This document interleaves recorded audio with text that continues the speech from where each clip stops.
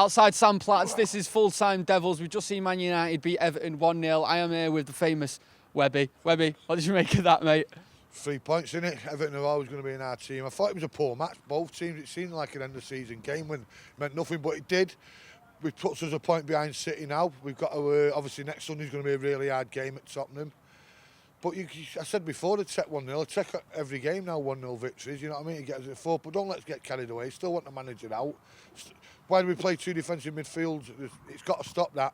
We were talking before in here about when it used to be Keane and Butt or Keane and Scholes. One stayed and one went forward. I don't like it, and don't like the fans getting on Carrick's back. You know what I mean? He's been Colossal for 8-9 years. How long have he been here now? And he's had a bad game, but people booing and clapping him's going off. You leave that to Fellaini. Boo him if you want, but don't boo Carrick. You know what I mean? He's been an absolute great player for us for 18 million. These fans have got to realise when Carrick goes, we're going to lose a player who's been absolutely superb for 8 years. As you spoke about results being the most important thing, they are now. We are now only a point behind Man City, 2 points ahead of West Ham. That top 4, can we actually do it? Yeah, I've said all along we'll be top 4, you know what I mean? But we've had our chances of getting to the top 4 and cement a place and maybe go for 3rd or even 2nd. But we don't talk about matches with Blue this year because it's the same. If my auntie was my uncle and everything, you just get on with it, don't you? But now we've got to forget about today, it's gone. Let's get on about Sunday at Spurs.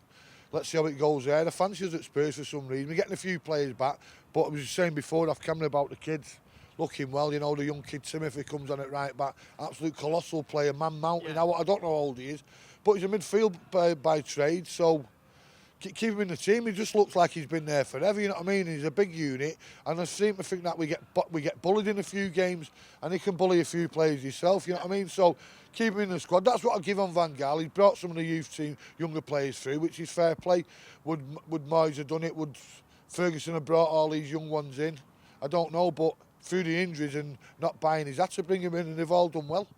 I was going to bring up the youngsters as well, especially the ones up front. You're not the first person to say that about Timothy Fosu-Mensah, by the way, but the ones up front, what did you make of the likes of Lingard, Marshall, Rashford today?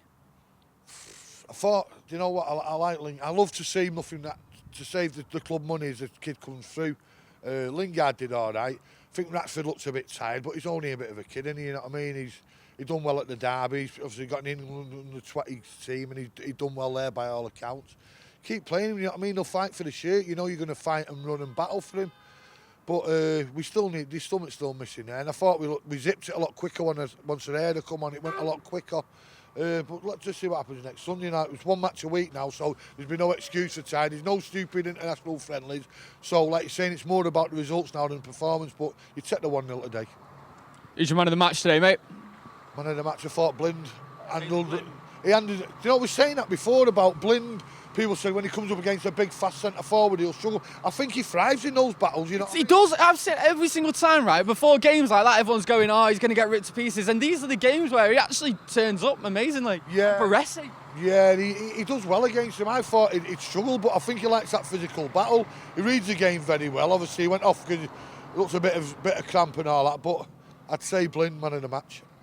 If worse comes to worse with that injury with Daley Blind, if it's something worse than a bit of cramp, because I felt like he might have been holding his hamstring, who comes in to replace him? Fosu-Mensah, maybe? Yeah, because Jones won't, will he? He's working on the oil rigs now, by all accounts. You know what a fraud he is. You know what I mean? He's got to do money, you know what I mean? He's bringing the kid in. Rojo, is he made of Phil Jones? You know what I mean? Has he gone off tactically? Has he gone off injured? You know what I mean? You get in 2 games and you're missing a game.